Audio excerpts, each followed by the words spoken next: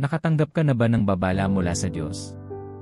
Alam mo ba na ang Diyos ay nagpapadala ng mga babala upang gabayan ka mula sa pagkapagod? Alam mo ba na ang pagbabaliwala sa mga babala ng Diyos ay maaaring mapanganib? Bilang mga anak ng Diyos, nagpapadala siya sa atin ng mga babala sa iba't ibang paraan. Kahit na ginagawa niya ito, hindi sila nakikilala ng maraming tao.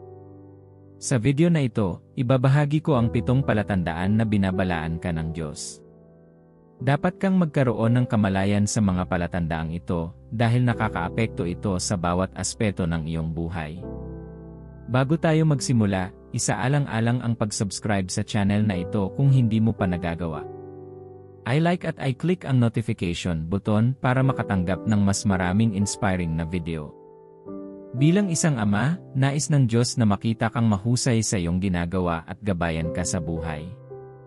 Hinahangad niyang tulungan kang magkaroon ng pinakamahusay at binabalaan ka bago ka magkamali.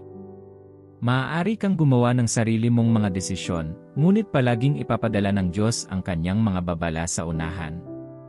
Hindi ka pinipilit ng Diyos na sundin siya, ngunit dapat mong maunawaan na ang mga babala ng Diyos ay para sa iyong ikabubuti. Alam ng Diyos ang lahat ng bagay, habang ikaw ay limitado sa kaalaman. Nauunawaan niya ang katapusan ng anumang kaganapan bago ito magsimula, at ito ay para sa iyong kalamangan na mayroon kang isang sagisag ng kaalaman tulad ng iyong ama. Kaya, anong mga palatandaan ang nagpapahiwatig na binabalaan ka ng Diyos? Numero 1, matinding kawalan ng kapayapaan. Kung ikaw ay naligtas, ang Espiritu ng Diyos ay nananahan sa iyo at nagpapatotoo sa iyong puso kapag ikaw ay nasa sentro ng kalooban ng Diyos o malapit ng gumawa ng isang kakilakilabot na pagkakamali. Ang Espiritu ng Diyos na nasa iyo ang una at paunahing paraan ng paggabay at paggabay sa iyo ng Diyos. Kaya dapat matuto kang magbigay pansin sa Kanya.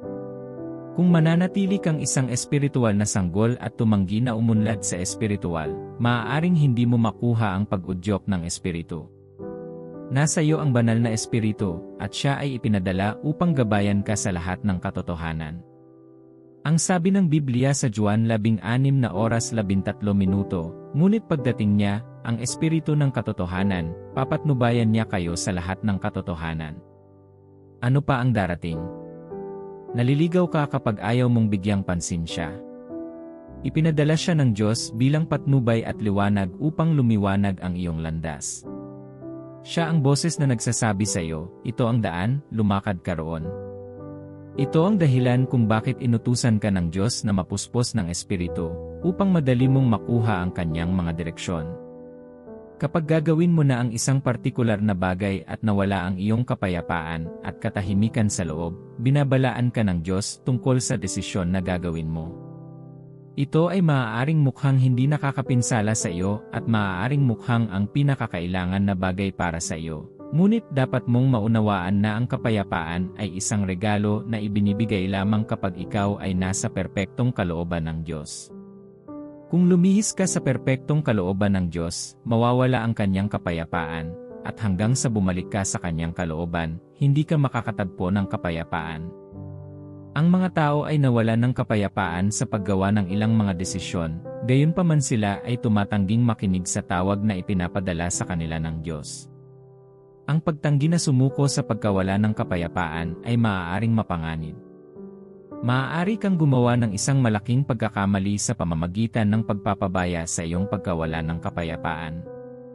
Iligtas ang iyong sarili sa pamamagitan ng pagsunod sa pagkawala ng kapayapaan. Ito ay maaaring mangyari sa anumang bahagi ng iyong buhay. Maaaring gusto mong gumawa ng desisyon sa pananalapi o mamuhunan sa isang partikular na negosyo, at nararamdaman mo ang pagkawala ng kapayapaan sa simula pa lamang ng negosyo. Inaasahan ng Diyos na kunin mo ang palatandaang iyon at kumilos ayon dito. Maaaring kailanganin mong manalangin upang maunawaan kung bakit nawala ang iyong kapayapaan. Sa halip na pabayaan ang iyong damdamin at kumilos na parang maayos ang lahat, bigyang pansin, manalangin, at maging mapagpasensya. Anumang bagay na kumukuha ng iyong kapayapaan bilang anak ng Diyos ay dapat na maingat na tingnan. Kahit na ang mga bagyo ay hindi sinadya upang kunin ang kapayapaan na mayroon ka kay Kristo.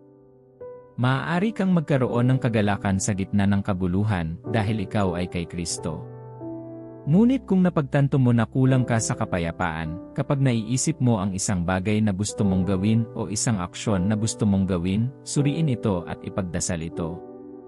Maaari mong isipin na mag-propose sa isang babae, ngunit nawala ang iyong kapayapaan, o maaaring gusto mong isaalang-alang ang proposal ng kasal ng isang lalaki, at mawala ang iyong kapayapaan. Maaaring gusto mong tumugon sa isang tiyak na paraan sa iyong kapwa tungkol sa kanyang ginawa, at habang nag-ensayo ka pa rin nito, nawawala ang iyong kapayapaan. Ang Diyos ay nagbabala sa iyo na ang iyong desisyon ay kabayaran. Mag-ingat ka. Ang tanda na ito ay makakatulong sa iyo na maiwasan ang mga pagkakamali. Kung matututo kang bigyang pansin ang iyong panloob na saksi, malalaman mo kung malapit ka ng magkamali. Maaaring kulang ka sa kapayapaan o hindi mapakali at nababagabag.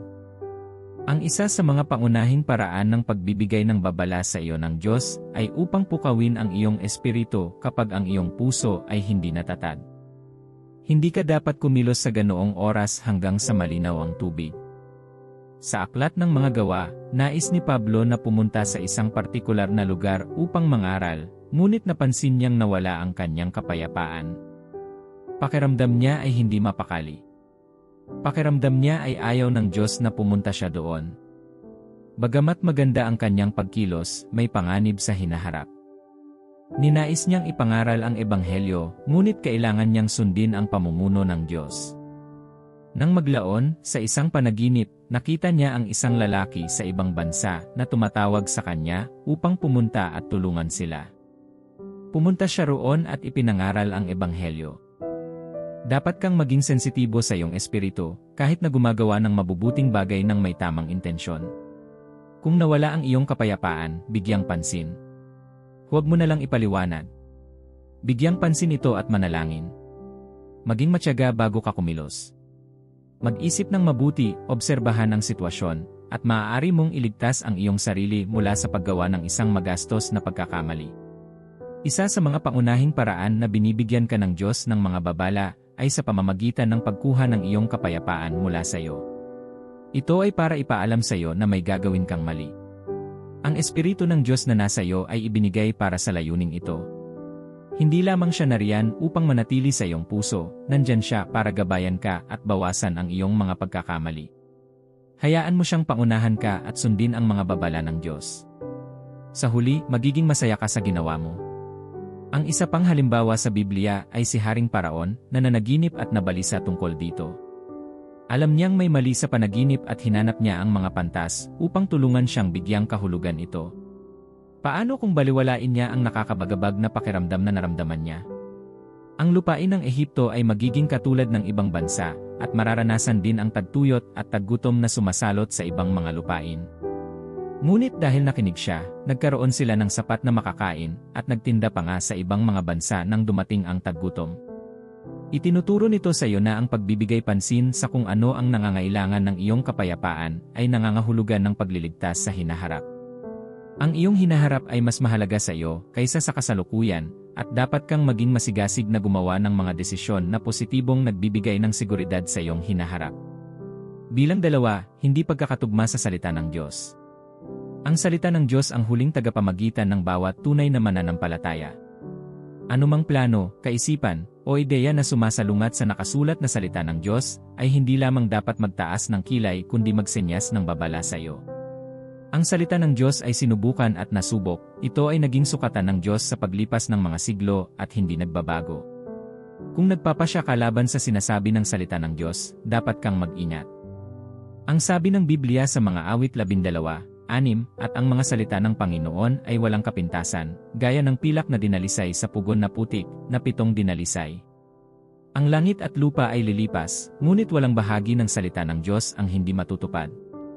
Ang salita ng Diyos ay banal, ganap na kumukuha ng kalooban ng Diyos. Binabalaan ka ng Diyos sa pamamagitan ng kanyang salita. Dapat kang matutong makinig sa salita ng Diyos at umatras kapag itinutuwid ka ng salita. Kung mananatili kang matatag pagkatapos mong makitang mali ang iyong mga lakad sa pamamagitan ng lente ng mga banal na kasulatan, pinili mong sumuway sa Diyos. Ang Diyos ay kanyang salita, itinataas niya ang kanyang salita sa itaas ng kanyang pangalan. Kung nag-utos siya ng isang bagay sa kanyang salita, naitakda na niya ang kanyang pamantayan. Ibinigay sa atin ng Diyos ang kanyang salita upang gabayan tayo at ipakita sa atin ang napakaraming tao na gumawa ng mga desisyon at ang kanilang mga resulta. Ang mga halimbawa sa Biblia ay ibinigay para sa ating pag-aaral upang magkaroon tayo ng mas magandang karanasan.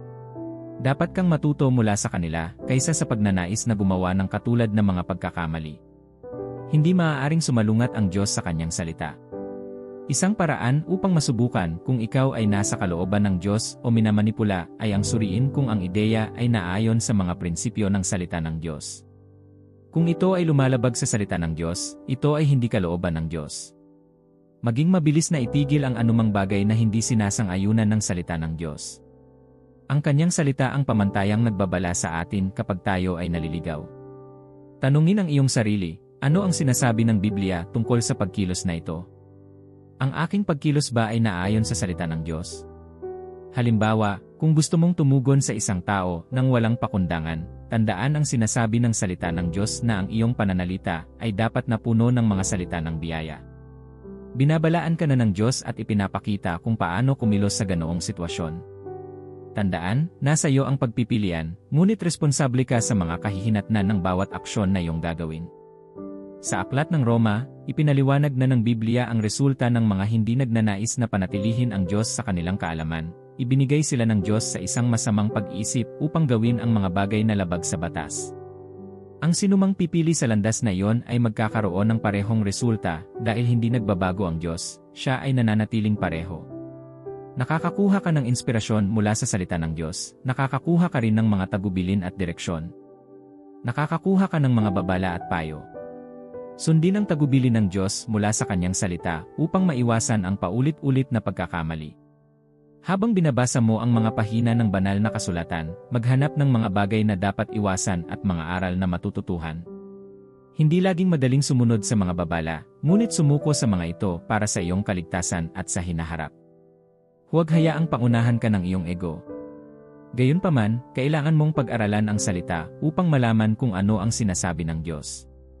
Maglaan ng oras araw-araw upang pag-aralan at pagnilayan ang mga banal na kasulatan. Gawin itong bahagi ng iyong espiritual na pang-araw-araw na gawain. Hindi mo malalaman kung ano ang sinasabi ng Diyos kung hindi mo alam ang nakasulat. Kaya, gumawa ng schedule mula ngayon. Humanap ng oras, maglaan ng oras sa salita, at malantad sa mga babala ng Diyos na magliligtas sa iyong kaluluwa mula sa pagkawasak. Pangatlo, mga alalahanin mula sa mga taong puno ng espiritualidad sa paligid mo. Maraming benepisyo ang pagkakaroon ng mga taong sensitibo sa espiritual sa paligid mo. Isa na rito ang pagpapala ng pag-iwas sa maling desisyon. Sinasabi ng Biblia, sa karamihan ng espiritual na payo, mayroong kaligtasan. Maaaring hindi mo gustong makipagkaibigan dahil ayaw mong masaktan o gusto mo lang itago ang iyong sarili.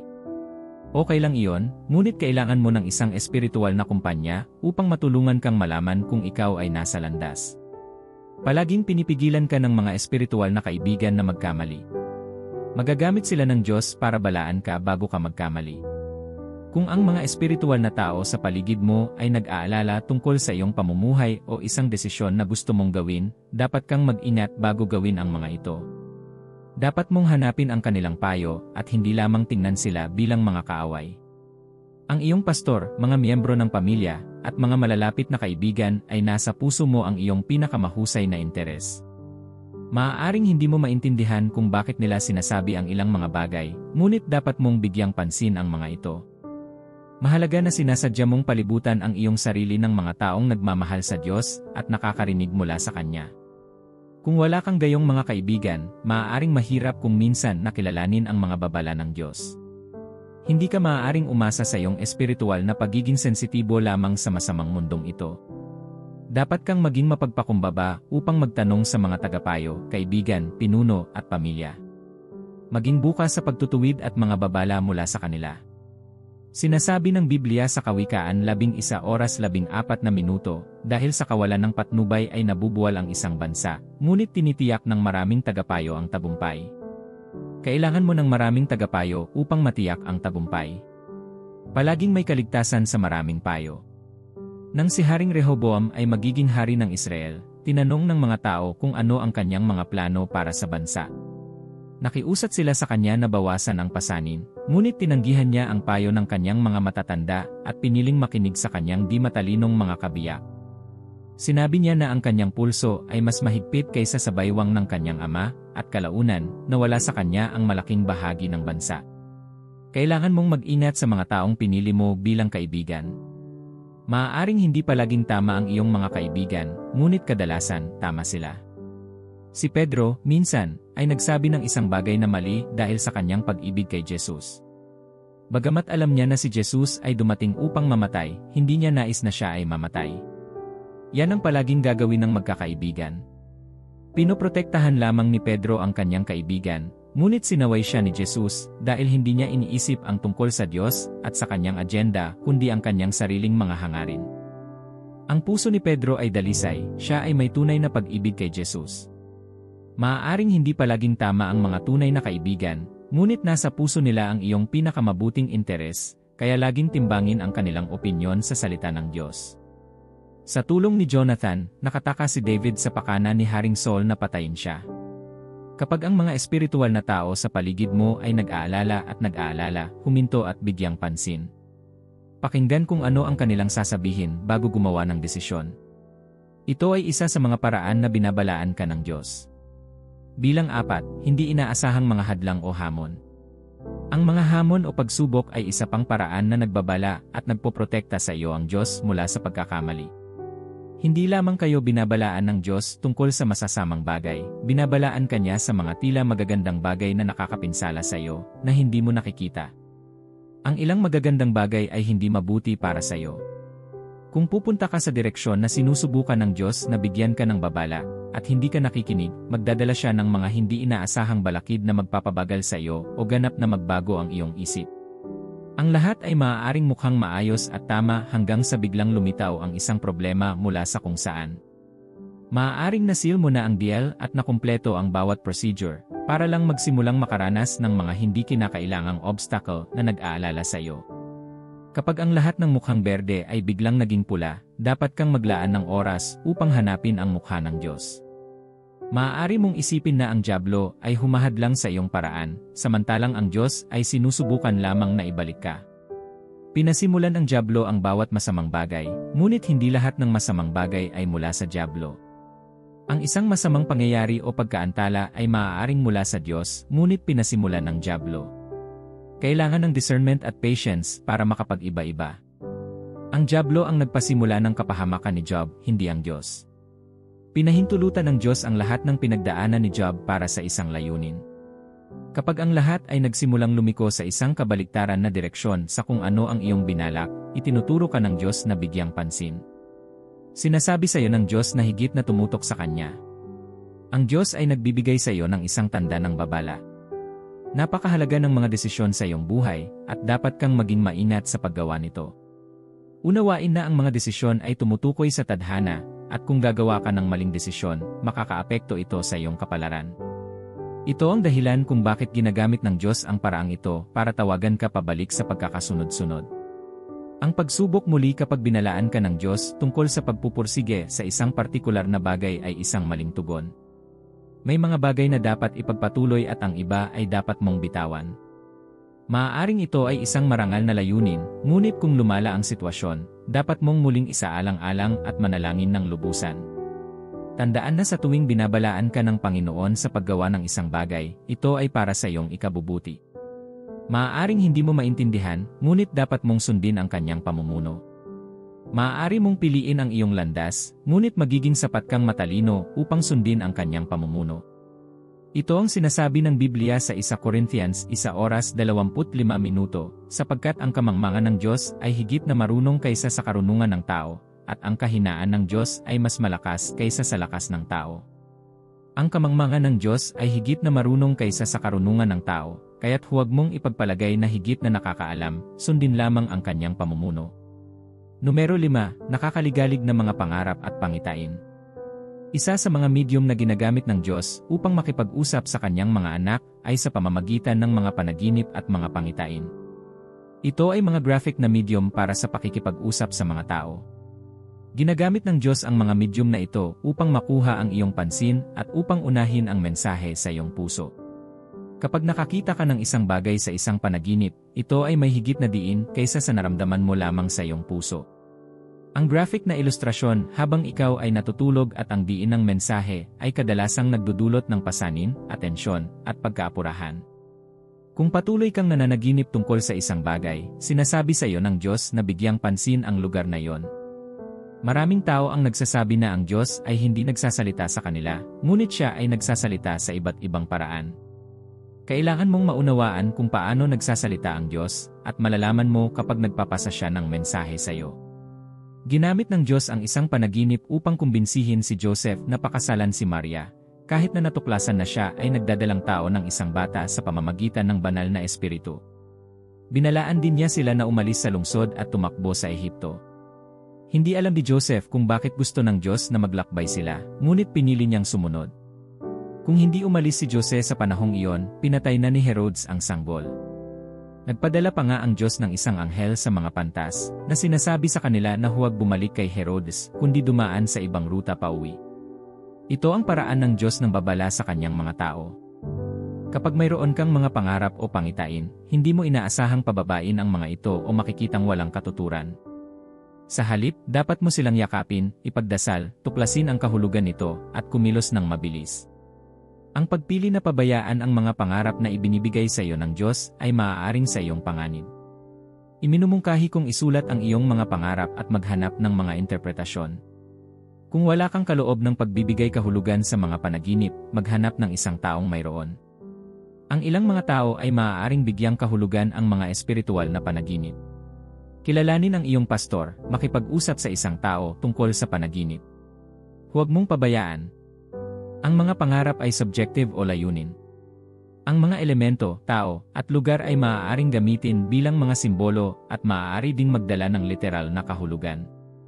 Hindi lamang mga panaginip ang ginamit noong unang panahon, ngunit ginagamit pa rin ng Diyos ang mga panaginip upang makipag-usap sa kanyang mga anak ngayon. Kapag nakakita ka ng isang panaginip na nagsasalita sa isang paulit-ulit na paksa, nais ng Diyos na pagtuunan mo ito ng pansin.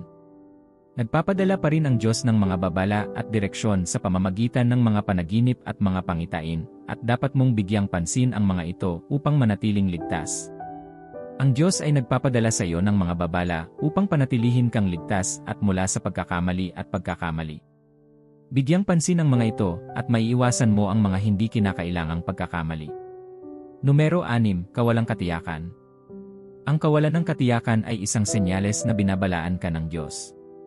Ang pag-iwan sa iyo na hindi sigurado tungkol sa kung ano ang gagawin o kung saan pupunta ay isang palatandaan na ang Diyos ay nagbabala sa iyo tungkol sa isang bagay na kailangan niyang bigyan mo ng pansin.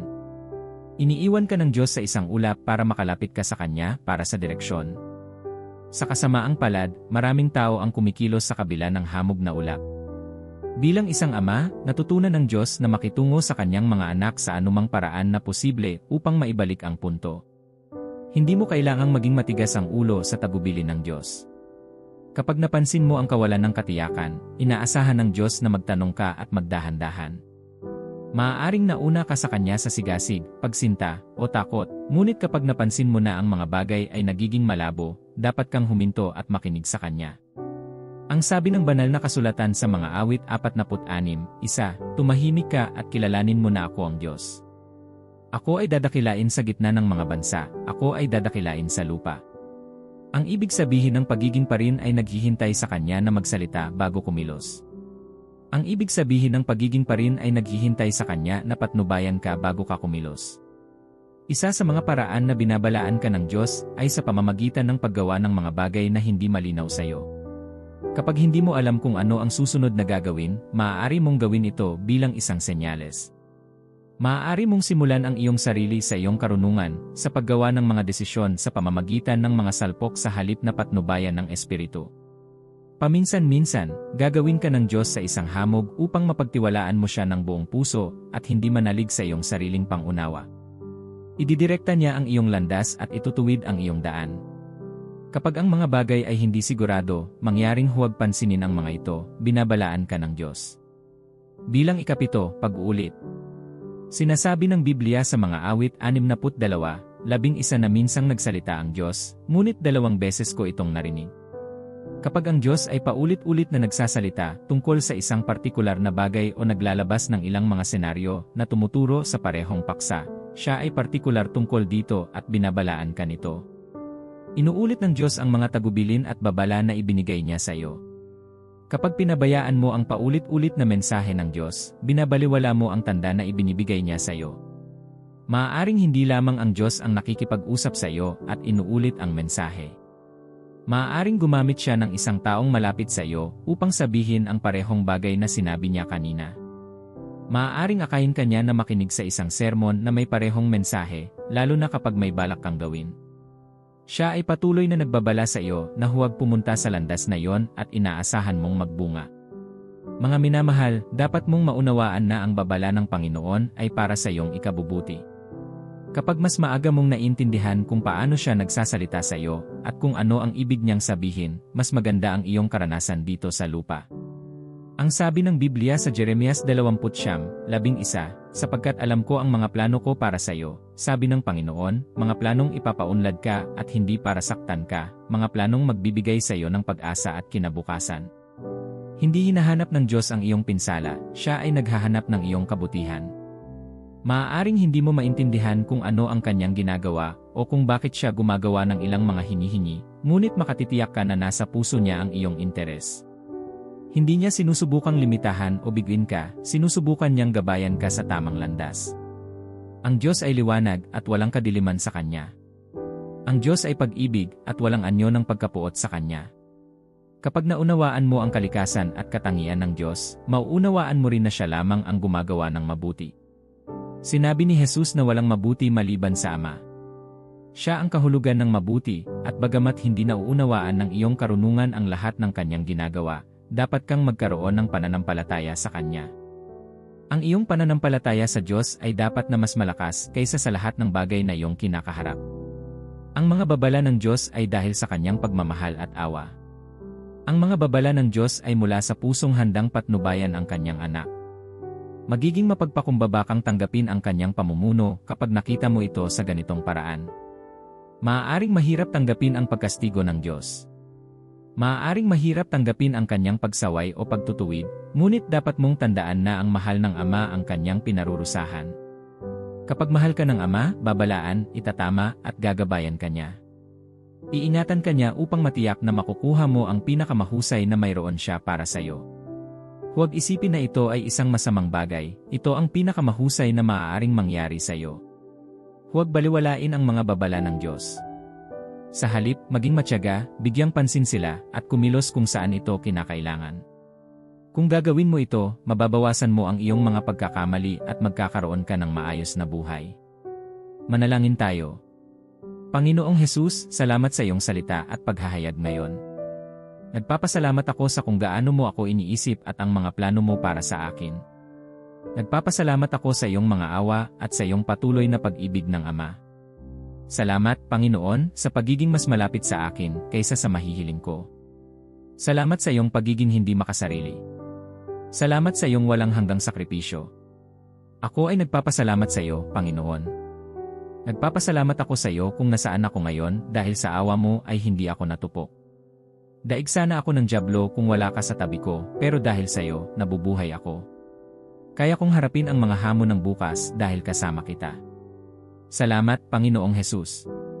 Nagpapasalamat ako sa iyo dahil alam ko na ngayon na ang iyong mga babala ay dahil sa pagmamahal, hindi dahil sa galit. Naiintindihan ko na ngayon na ang iyong mga babala ay dahil sa awa, hindi sa paghatol.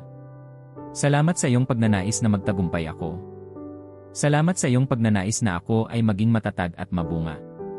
Salamat sa pagbabantay sa akin at pagbibigay ng babala sa akin bago ako magkamali. Salamat dahil hindi mo ako pinabayaan sa katangahan ko. Inaamin ko na ikaw ay mas matalino kaysa sa akin, at ako ay nagpapasalamat sa iyong inisyatiba sa paggabay sa akin. Panginoon, hinihiling ko na sa anumang paraan hindi ko pinansin ang iyong mga babala, maawa ka sa akin.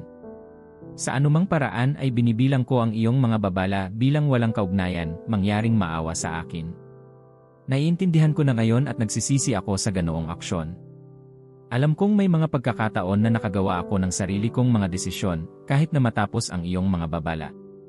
Patawarin mo sana ako at hayaang magsalita para sa akin ang iyong biyaya at awa. Panginoon, tulungan mo akong maging sensitibo sa iyong mga babala. Buksan ang aking espiritual na mga tainga at mata upang makita ang mga senyales at marinig ang iyong tinig. Tulungan mo akong hindi mapurol sa pandinig.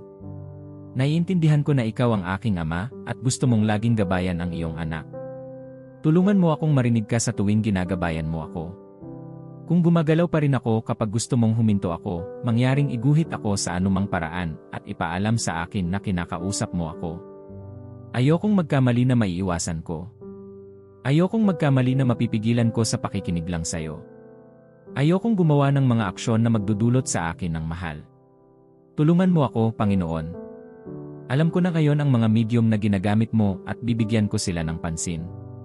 Pagtutuunan ko ng pansin ang mga panahong nawawalan ako ng kapayapaan. Pagtutuunan ko ng pansin ang iyong mga salita. Pakikinggan ko ang sasabihin ng mga taong itinanim mo sa paligid ko. Tatalakayin ko rin ang mga hindi inaasahang balakid. Mas pagtutuunan ko ng pansin ang mga pangarap ko. Titignan ko ang kawalan ng katiyakan at pag-uulit sa aking pang-araw-araw na buhay. Naway gabayan mo ako at huwag mo akong ipaubaya sa aking sarili, dahil ang takbuhan ay hindi sa matulin o ang labanan ay sa malalakas kundi sa Panginoon na nagpapakita ng awa. Salamat sa iyong patuloy na paggabay at mga babala. Pinahahalagahan ko sila, Panginoon, at nakikiusap ako sa iyo, mangyaring huwag silang hayaang tumigil. Salamat, Panginoon, dahil alam kong narinig mo at gagawin mo ang lahat ng hinihiling ko. Sa pangalan ni Jesus, Amen. Salamat sa panonood ng video na ito. Kung hindi ka pa nakasubscribe, mangyaring gawin ito. Gayon din, ibahagi ang video na ito sa iyong mga kaibigan at maging isang pagpapala sa kanila. Pagpalain ka ng Diyos. Amen.